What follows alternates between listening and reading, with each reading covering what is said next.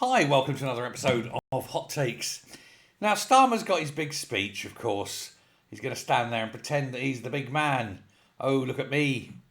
I wonder what he's going to say. Nobody knows. Nobody cares, really. It's all going wrong for him on day one. He's still got the fight with Andy Burnham, of course. But what will have annoyed him today is the fact that there were so many protesters. He doesn't want to go there, does he? He doesn't want to go to Liverpool and give that speech. There were protesters from all sorts of people. There was farmer protests. There were ID card protests. There was a protest about the gangs and the investigation that he's still not doing. And just generally people hating on him and hating on the Labour Party. And this is Liverpool. If you can't swing Liverpool, you know you're in trouble. But he's admitted this, and he actually said in an interview that he has a lot more to do. He's got to do a lot more, he says. I just wish he'd stop. But he says he wants to be achieving great things. Well, resign. That'd be the greatest bit of good you could do this country. And then he says he wants to change the country. Well, you already have, mate. You've turned it into a police state. He doesn't. I don't think he understands how much he is loathed.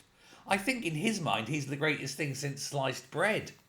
But, you know, he just doesn't see how much everybody hates him. And on top of that, just to give him a clue, is the fact that there's been a poll which now makes him the most unpopular PM ever on record. It's as though he's unaware, and I think deliberately unaware. But he's absolutely unaware, and it's just there. With the worst ever ratings for a Prime Minister. Because he's hated. And he's hated mostly, of course, by his own party. There was a poll taken, 90%. I'm kidding you not. 90% of Labour MPs who were asked said he has to go. How is he still there?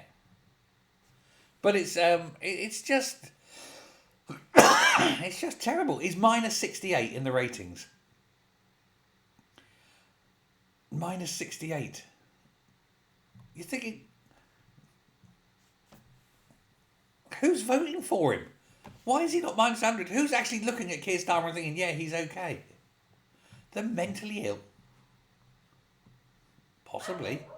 Certainly not anyone who's actually been paying attention.